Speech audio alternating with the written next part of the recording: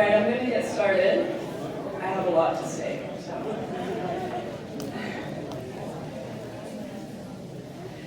All right, it's truly humbling to see the amount of people here today to celebrate Grandma and support our family. Thank you for being with us in spite of these frigid temperatures outside. I was joking last night and this morning that Grandma is watching us, and with all this cold weather, just saying to all of us, this is just sick. This is sick. Yeah. My name is Kristen Schmidt. I'm Jen's eldest grandchild, Jackie's daughter. I feel it's entirely impossible to summarize 87 years of a well-lived life and the fantastic woman who lived them in only a few minutes, but it is my honor to try. An honor to tell you about Grandma. Genevieve Paulino was born on June 17, 1936 at St. Elizabeth's Hospital in Humboldt to Lawrence and Melvina Germain, the youngest of 11 children. She and her brothers and sisters were first-generation Canadians who didn't learn to speak English until they attended school, speaking only German prior to this. And they were all raised on the family farm just south of Carmel. Grandma attended Hillsley School just east of the farm until grade 8. She was supposed to further her schooling at the convent in Bruno, but willingly chose to stay home on the farm instead. Her childhood on the farm was an active one, working in the garden, tending to animals, helping in the house, and I can only assume getting into her fair share of trouble with Uncle Rudy by her side. It was a childhood without excess, where Grandma learned the value of hard work, but it was full of love, surrounded by her close-knit family and community. When asking Mom and my uncles about stories from Grandma's childhood, Mom and Uncle Toby told me one that I thought beautifully illustrated Grandma's tenacity and, let's say, stubbornness. Legend would have it that Grandma and some of her siblings went out skating on a slough a couple miles from home. Apparently, the brothers forced their sisters to play hockey with them and would tie catalogs to their knees as padding. On this particular occasion, Grandma was getting cold, but her siblings weren't ready to leave, and she didn't want to miss out on the fun.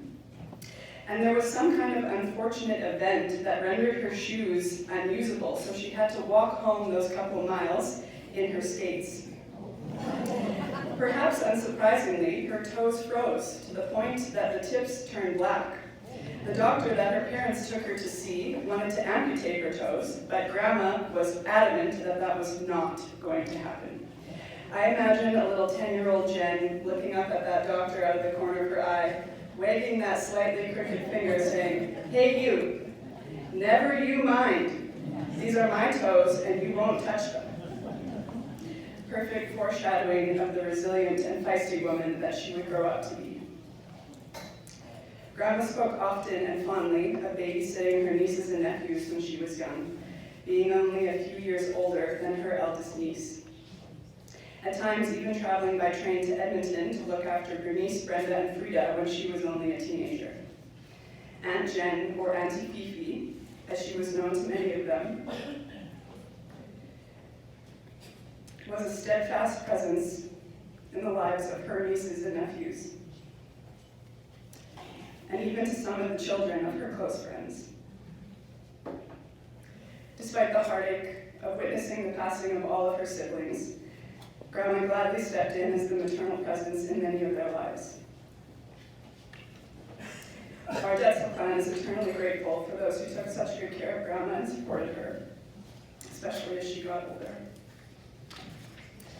Grandma was supposed to marry Art Doetzel, or Grandpa, as I know him best, in June of 1954, but their wedding was postponed until July as her mother tragically passed in her arms that month. After their wedding, Grandma and Grandpa moved onto the Doetzel farm northeast of Bruno in the Wilmot district. Being a young bride, having just lost her mother, Grandma was fortunate to be surrounded by a supportive community on the farm, very notably by Mary and Martin Schemmel, who became stand-in parents for Grandma. The union of Art and Jen eventually brought 3 more Doetzel children into the world, lucky for me. Kieran, Uncle Toby, in 1960, Jackie, Mom, in 1965, and Travis, Uncle T, in 1969.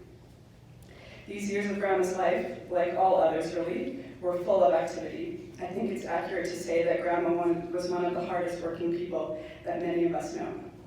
On the farm, she looked after the yard, kept the house, raised her children, and helped with whatever else was needed.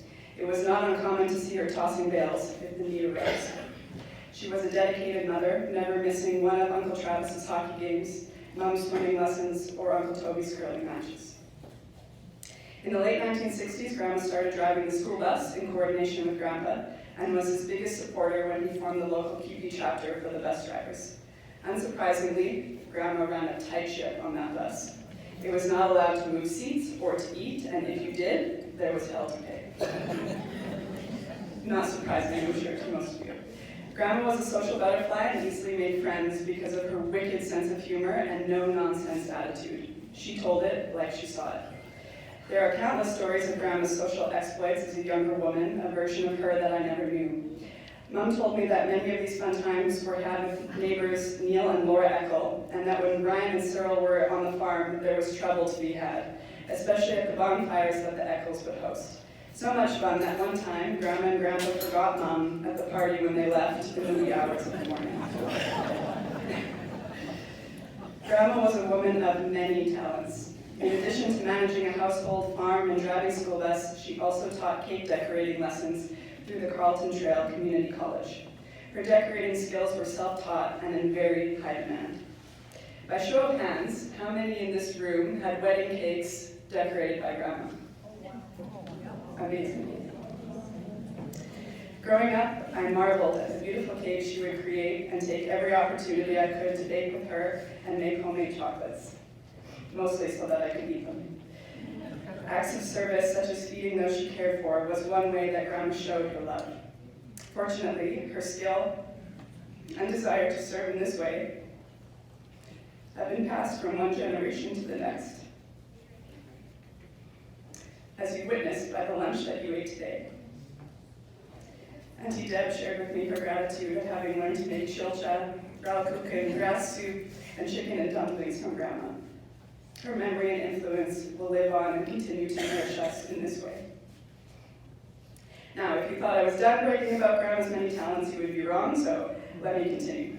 She had a plethora of other hobbies, including curling, bowling, playing the organ, playing cards, liquid embroidery, and ceramics with her good friend Marion Lauer.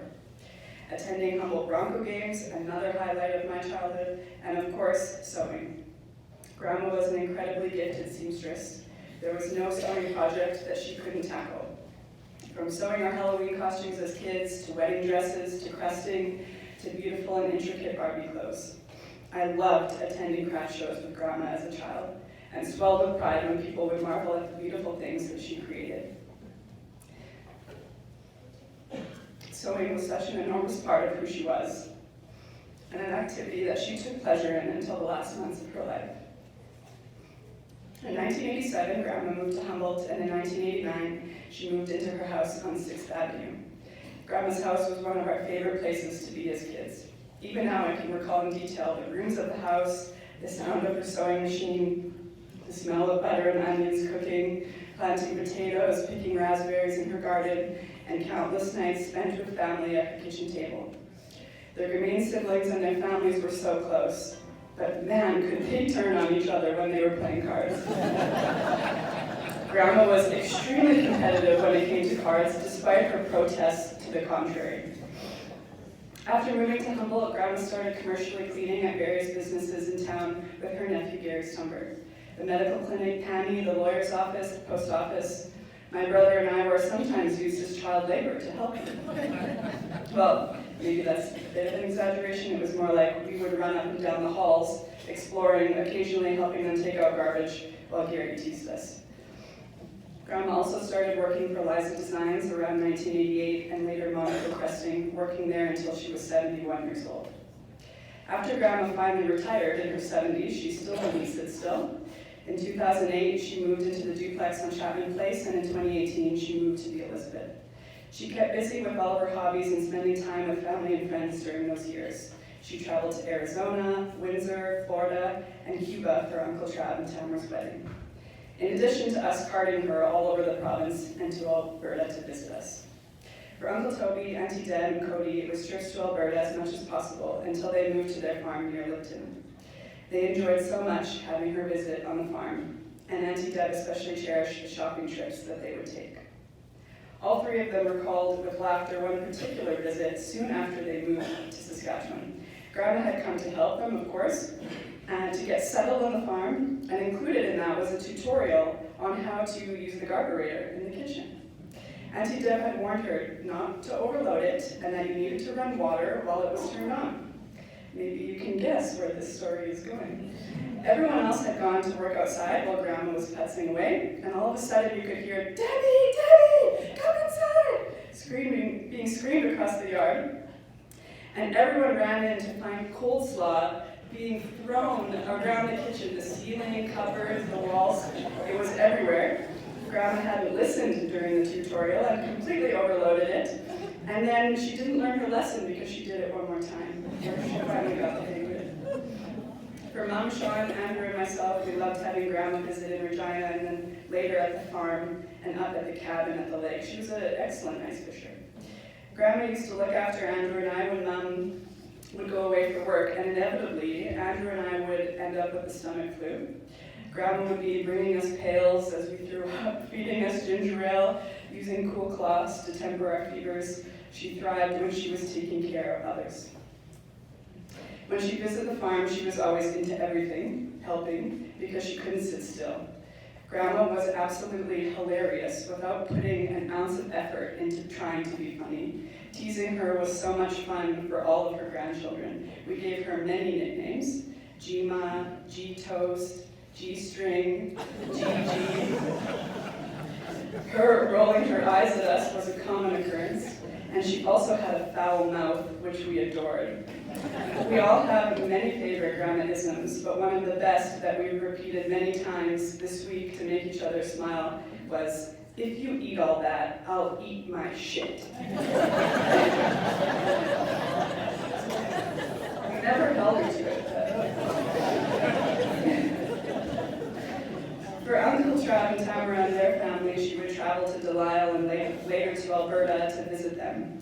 There were even a few years that we were all fortunate to have them in Humboldt and close to Grandma. There was an innumerable amount of chilchen noodles made and consumed during those years. Her love of our families also extended to all of our little dogs, and all of our families had these little tiny dogs. Initially, she was so disgusted that we would want dogs, that she said to Mom, "Why the hell do you want a damn dog for?" And in no time at all, she was the one spoiling the dogs the most, speaking to them in baby voices, fixing them their own dinner plates with roast beef and mashed potatoes and gravy. Her time at the Elizabeth were wonderful years. Our family took a lot of comfort in knowing that she was surrounded by so many people who cared for and appreciated her, and that she was kept busy.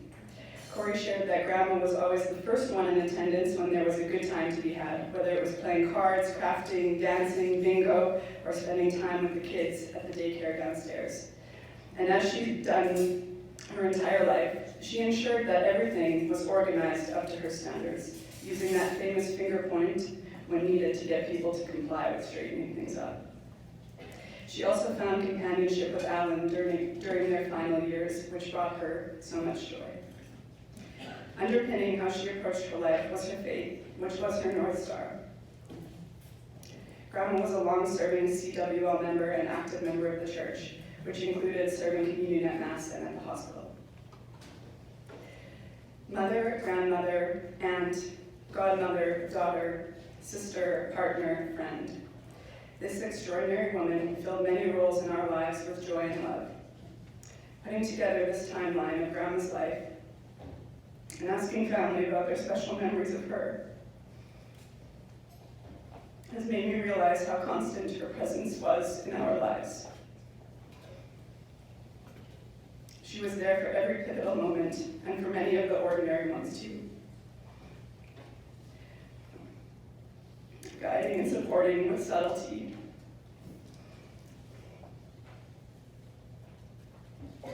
The true matriarch for our family. For me, there are few things that could match the smile that would light up her face when she'd see you. She may not have had the words to express her affection beyond "I love you," but there is no doubt the pride that she had for those that she loved. Well, besides the fact that I'm neither married nor have children, a point she chose to remind me of whenever she saw fit. But even comments like these were simply her way of telling us how wonderful she thought we were. Her love is unconditional. The last 2 weeks have brought a lot of heartache, but in many ways healing as well. Perhaps it was Grandma's plan all along, her time in this life, to end as it did, for our family to be together, to lean on each other as we kissed her goodbye.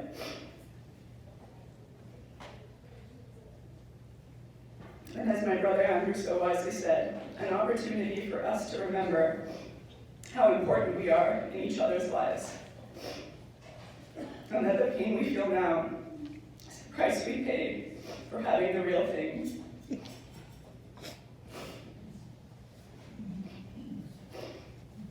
A price worth every penny, and more for having had the years with Grandma that we did.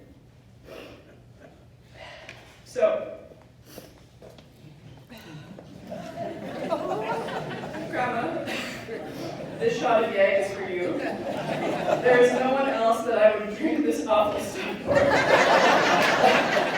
But it was the cure for all that ailed you. So although your physical presence is gone, we will carry you with us, and we love you.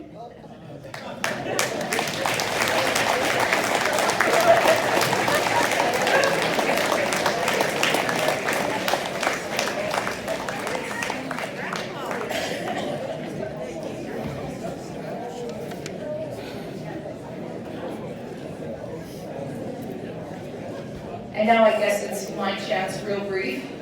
On behalf of Kieran and Travis and I, we'd like to thank Father Colin for visiting Mom in the hospital while she was in Humboldt, and for the beautiful Mass today. For everyone for being here on this cold, cold day. This is an effort, and from the bottom of our hearts, we can't thank you all enough. And for the musicians, my relatives, Kevin and Denise and Wendy, and all my friends that I handpicked to come and sing to send my mom off today. We thank you all so much. To the honorary pallbearers, to the honor guard, to Malinoski Daniel Funeral Home, to all of you that I extended myself to and you were praying for Mom through this all, I thank you all so much, and Kieran and Travis do too. And to the team of Jackie's Delicious Delights. Come on, get over here. I know I see Pat putting the clock down. Adrian, come on through. Thank you all so much.